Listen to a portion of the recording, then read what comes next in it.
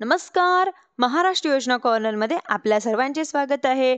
आजच्या व्हिडिओच्या माध्यमातून आपण बघणार आहोत की मुख्यमंत्री माझी लाडकी बहीण योजनेअंतर्गत म्हणजेच की त्या शासनाची एक महत्त्वाकांक्षी योजना ठरलेली आहे, म्हणजेच की मुख्यमंत्री माझी लाडकी बहीण योजना.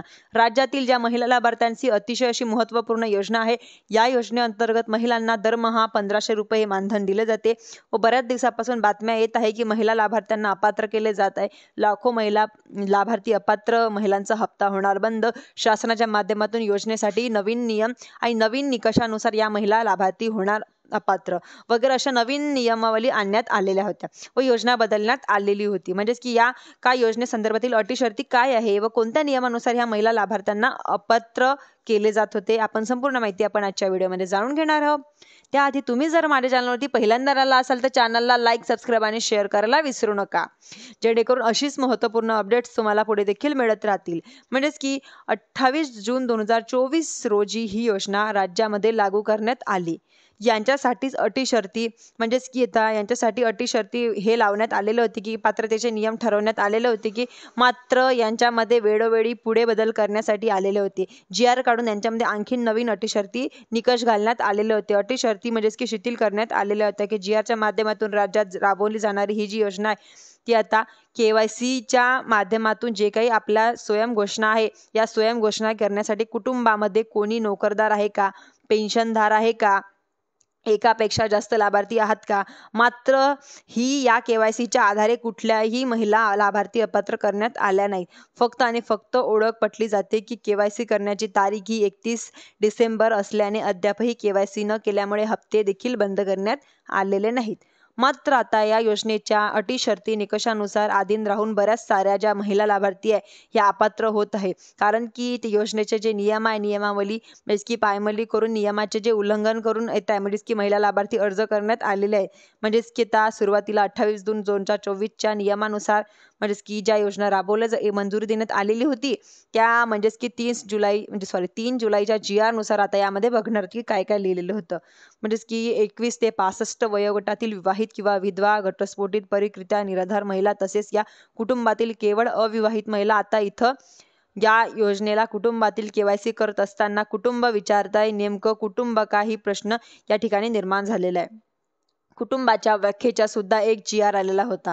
आपण तो GR बघणार आहोत की म्हणजे कुटुंब यांचा अर्थ म्हणजेच की पती पत्नी आणि अविवाहित मुले मुली यांच्यामध्ये रेशन कार्डचा उल्लेख कुठेही करण्यात आलेला नाही की रेशन कार्डच्या अंतर्गत कुटुंब असं नाही व पती पत्नी त्यांची अविवाहित मुलं मुली हे कुटुंब आहे आणि त्या कुटुंबामधील एक विधवा, विवाहित, घटस्फोटित, परिकृता महिला व कुटुंबातील दुसरी अविवाहित महिला म्हणजेच की 2 महिला लाभार्थी यांच्यामध्ये लाभ घेऊ शकतात. परंतु कुटुंबातून ही अशी म्हणजेच की एखादी मुलगी जर लग्नाची नसेल म्हणजेच की लग्न झालेलं नसेल तर मुलीचं जर आई आणि मुलगी योजनेचा लाभ घेऊ शकतात. त्यानंतर किमान वयाची 21 वर्ष पूर्ण आणि जास्तीत जास्त 65 वर्ष पूर्ण ही त्यांची अट आहे.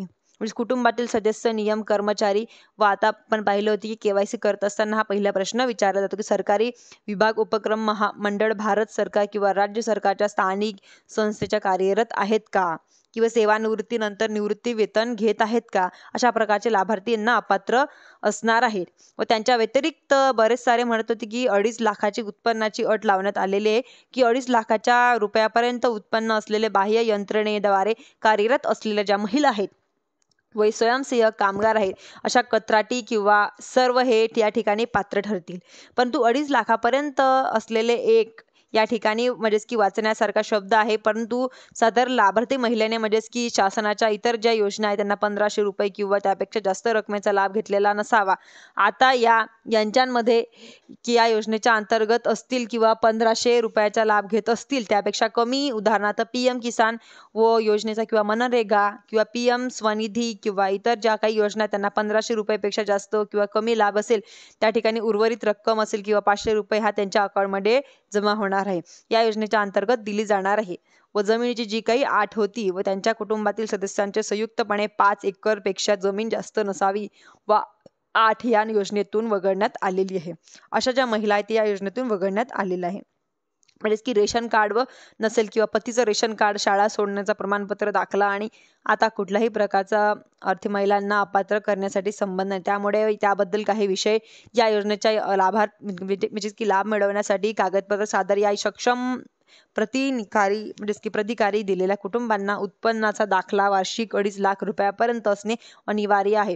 पिवळे केशरी कार्ड रेशन कार्ड धारकांना उत्पन्नातून दाखल्यातून सूट देण्यात आलेली आहे. म्हणजेच की पिवळे केशरी धारकांना उत्पन्नाच्या दाखल्याची अट नव्हती, परंतु आता अशा लाभार्थ्यांना 2.5 लाखाच्या उत्पन्नाचा दाखवल्याने अट होती. जर कोणी दाखवले नसतील तर त्यांच्या उत्पन्नाचा रेशन कार्ड, परराज्य जन्म झालेला असेल किंवा महाराष्ट्रात लग्न झालेलं असेल, त्यांच्यासाठी जे काही बाबी आहेत त्या सर्व जशा आहेत तशा आहेत, परंतु यांच्यासाठी कुठल्याही प्रकारचा बदल नाहीये.